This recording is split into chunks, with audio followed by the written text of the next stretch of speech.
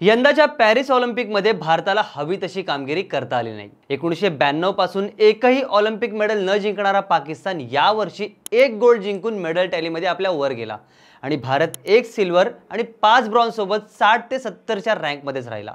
सलग तिसऱ्या वर्षी भारताने 100 पेक्षा जास्त म्हणजेच 117 ॲथलीट्स पाठवले होते, पण केवळ 5 ॲथलीट आणि हॉकी टीमलाच बेस्ट परफॉर्मन्स देता आला। दुर्दैव म्हणजे भारताचे 6 खेळाडू हे 4थ्या क्रमांकावरच राहिले, नाहीतर भारताने इतिहासात पहिल्यांदाच 10 मेडलचा आकडा पार केलाच असता। पण पॅरिस मधली कामगिरी पाहून भारताला खरंच आता पोडियमच्या नंबर 1 वर उभं राहण्यासाठी काहीतरी वेगळं करण्याची गरज आहे का?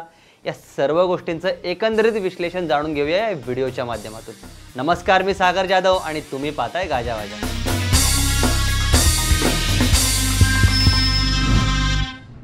भारत 1900 सालापासून ऑलिम्पिक स्पर्धेत पार्टिसिपेट करत आलाय, पण आज ऑलिम्पिक मधला डॉमिनंट असणारा चायना प्रत्यक्ष 1984 पासून ऑलिम्पिक खेळायला लागला आणि आज प्रत्येक ऑलिम्पिक मध्ये त्यांनी आपलं टॉप 3 मध्ये स्थान पक्का केलेलंच असतं।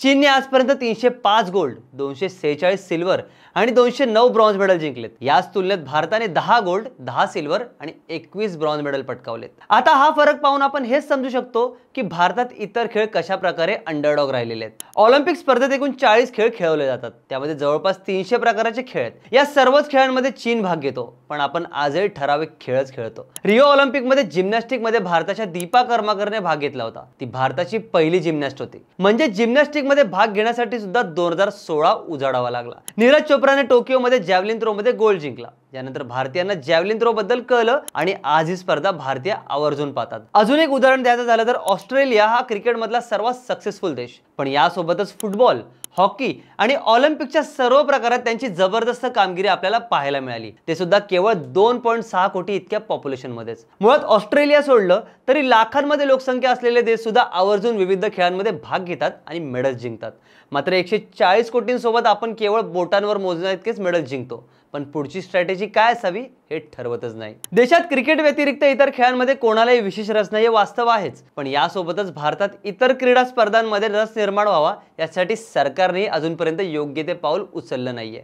आपल्या भारतात प्रामुख्याने क्रीडा संस्कृतीचा अभाव दिसून येतो। यासोबतच क्रीडा संस्कृती रुजवण्यासाठी कौटुंबिक सामाजिक भागीदारीचा अभाव सुद्धा आपल्या इथे आहे। भारत 1947 ला स्वतंत्र झाला, पण तेव्हापासून आतापर्यंत कधीही इतर खेळांना सरकारांकडून प्राधान्य देण्यात आलंच नाही। अजून एक गोष्ट दिसून येते ती म्हणजे जितक्या क्रीडा संघटना आहेत त्या सर्वांवर राजकारण्यांचा पगडा आहे। नुकतंच कुस्तीपटूंनी केलेलं आंदोलन देशात सर्वात चर्चित विषय ठरला होता। खेळाडूंना अजूनही पायाभूत सुविधा मिळत नाहीत। या व्यतिरिक्त अजून एक त्रुटी दिसून येते ती म्हणजे खेळाडू एखादा खेळ जॉईन करतात ते सरकारी नोकरी मिळवण्यासाठी, त्यामुळे आपल्या इथे खेळापेक्षा नोकरीला अधिक प्राधान्य देण्यात आलंय।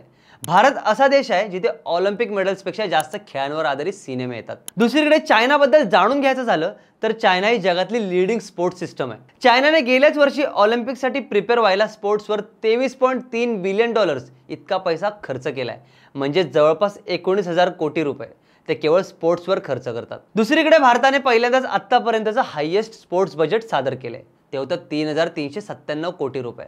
याशिवाय चायना त्यांच्या देशात ऑलिम्पिक फॅक्टरी चालवतात, ज्यामध्ये लहानपणापासूनच मुलांना सर्व क्रीडा प्रकारांची ट्रेनिंग दिली जाते। त्यांच्या शाळांमध्ये स्पोर्ट्सला प्राधान्य दिलं जातं। चायनामध्ये मुलं जेव्हा 5-6 वर्षांची असतात तेव्हा सरकार त्यांचं जेनेटिक टेस्ट करतं। यावरून ठरवलं जातं की तो कोणत्या खेळासाठी योग्य आहे। मुळात अनेक जण या सिस्टीमच्या विरोधात आहेत, पण त्यांच्यात खेळ रुजवण्यासाठी आपण भारतीयांनी लहानपणापासून सुरुवात करायलाच हवी।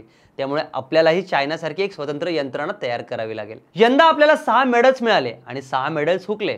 यामध्ये मनू भाकर, लक्ष्य सेन, मीराबाई चानू, धीरज आणि अंकिता, अर्जुन बबूता आणि महेश्वरी अनंत या जोडीला 4थ्या स्थानावर राहावं लागलं। त्यात विनेश फोगाटचं प्रकरण तर सर्वांनाच माहिती आहे। 2020च्या टोकियो ऑलिम्पिकमध्ये भारताला 7 मेडल्स होते, 2016च्या रिओमध्ये 2 आणि 2012च्या लंडन ऑलिम्पिकमध्ये भारताने 6 मेडल्स मिळवले होते। पण भारत अजूनही डबल डिजिटच्या प्रतीक्षेतच आहे। हे तेव्हाच पूर्ण होईल जेव्हा सरकार स्वतःहून यासाठी पुढाकार घेईल। भारताचे माजी बॅडमिंटनपटू प्रकाश पादुकोण आणि बिलियर्ड स्टार गीत सेठी यांनी एकत्र येऊन ऑलिम्पिक गोल्ड क्वेस्ट नावाचे एक ट्रेनिंग सेंटर सुरू केले। इथे 10 खेळांची ट्रेनिंग दिली जाते आणि या सेंटरमधून आतापर्यंत 9 ऑलिम्पियन तयार झालेत। याशिवाय 10 पॅरालिम्पिक खेळाडू या ट्रेनिंग सेंटरमधून घडले आहेत।